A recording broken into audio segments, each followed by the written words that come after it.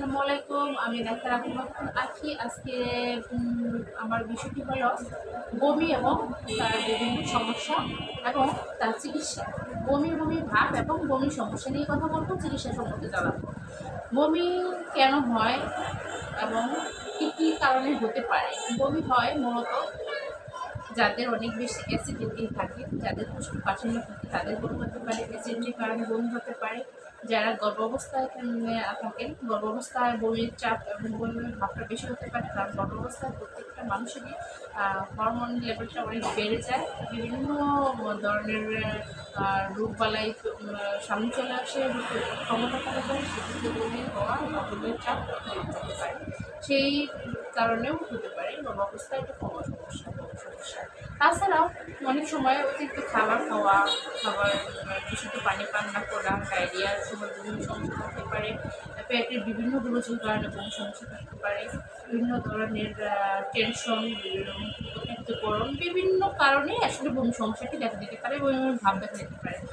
তারপরে জন্ডিসের সিমটম থাকলে বমি ভাব দেখা দিতে পারে। মানে বমি যে কোনো অসুখের সাথেই থাকতে পারে, বিভিন্ন রোগবালাইয়ের সাথে থাকতে পারে বমি সমস্যাটা। বমির সমস্যাটা হলে কী করণীয়?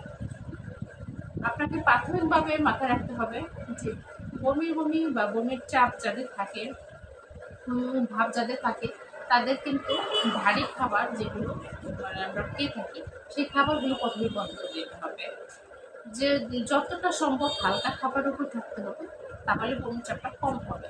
তারপরে আপনাকে অবশ্যই ডক্টরের সাথে কনসাল্ট করতে হবে, ডক্টরের পরামর্শ নিয়ে বমির যে কোনো ধরনের মেডিসিন আপনাকে ইউজ করতে হবে। আমি একদম হোমিওপ্যাথিক ডক্টর হিসাবে আপনাকে সাজেস্ট করবো হোমিওপ্যাথিক চিকিৎসা পদ্ধতিতে খুব সহজেই বমির চিকিৎসা হয় এবং খুব ভালো মেডিসিন রয়েছে যেগুলো খুবই কার্যকরী। এক কথার উপরেই মেডিসিনগুলো আসলে জাস্টিফাই করা যায়। সেই ক্ষেত্রে আপনাকে অবশ্যই সাজেস্ট করবো আপনি হোমিওপ্যাথিক চিকিৎসা পদ্ধতিতে এসে হোমিওপ্যাথিক চিকিৎসা নেবেন। কোনো একটা ডক্টরের কাছে আপনার সকল কষ্টের কথা ডিটেলসে বলে তার থেকে আপনার যে কোনো মেডিসিন অনায়াসেই সিলেক্ট করে নিতে পারেন।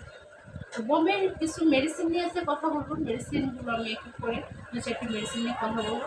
প্রথম যে হোমিওপ্যাথিক মেডিসিনটি নিয়ে কথা বলবো, মেডিসিনটি হলো ইপিকা। একটি হোমিওপ্যাথিক খুবই কার্যকরী এবং বহু ব্যবহৃত, পরীক্ষিত এবং প্রচলিত একটি মেডিসিন ইপিকা। এই মেডিসিনটি বমি ভাব, বমি হয়ে যাওয়া, বমির যে কোনো সিমটম এক কথায় যদি থাকে সেই ভাষাটায় বমি, তাহলে এই মেডিসিনটি কার্যকর তার জন্য। আর এর থেকে হয়তো সহজভাবে বলা যায় না।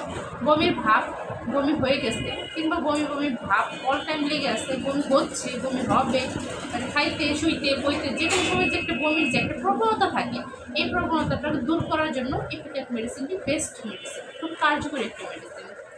দ্বিতীয়ত একটি মেডিসিনের কথা বলবো, মেডিসিনটির নাম হচ্ছে পোপোলাস ইন্ডিকা। এই মেডিসিনটি যারা জার্নি করতে পারেন না বমির কারণে, রাস্তাঘাটে বের হলে, যানবাহনের ধোঁয়ায় কিংবা ধোঁয়া ধোলাবালি কিংবা গাড়িতে উঠলে এই বমির একটা প্রবলেম, নৌকা, গাড়ি,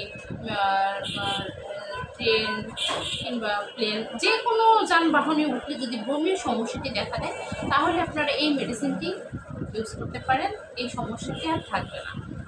তৃতীয়ত একটি মেডিসিনের কথা বলবো, যে মেডিসিনটির নাম হচ্ছে কলচিকাম অ্যান্ড। এই মেডিসিনটি যারা গর্ভাবস্থায় থাকে তাদের এই সমস্যাটি বেশি থাকে, যেটা হলো যে রান্নার গন্ধ সহ্য হয় না, খাবারের গন্ধ সহ্য হয় না, খাবার ধারে কাছে আসলে রান্না চোখে দেখলেও এবং কি রান্নার যে একটা ধোঁয়াযুক্ত গন্ধ আছে, এই গন্ধটা নাকে গেলেই বমি সমস্যাটি শুরু হয়ে যায়। কিংবা গর্ভাবস্থা ছাড়া যে কোনো মানুষের, যে কোনো পেশেন্টেরই বিভিন্ন সমস্যার সাথে যে কোনো সমস্যাটা থাকে, সেক্ষেত্রে যদি কোনো কিছু গন্ধ লাগে, খাবার দাবার যদি গন্ধ লাগে, অস্বস্তি হয়, তাহলে এই কলচিকাম অ্যান্ড মেডিসিনটি খুব কার্যকরী একটি মেডিসিন।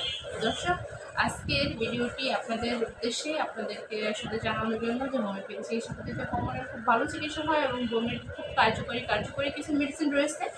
পার্সন বেদে, সিমটম বেদে মেডিসিন অবশ্যই আলাদা হয়, সবার জন্যই একই মেডিসিন প্রয়োজন হয় না। এগুলো জানানোর জন্যই আপনাদেরকে আসলে এই ভিডিওগুলো আমরা দিয়ে থাকি। ভিডিওগুলো ভালো লাগলে লাইক করুন, শেয়ার করুন, পাশে থাকবেন, কমেন্ট করে আপনাদের মূল্যবান মতামতগুলো জানিয়ে আমাদেরকে হেল্প করবেন। আপনাদের প্রশ্ন থাকলে প্রশ্ন করবেন, প্রশ্নের উত্তর পাবেন ইনশাল্লাহ। আজকের ভিডিওটি এই পর্যন্তই। আল্লাহ হাফেজ, ভালো থাকবেন।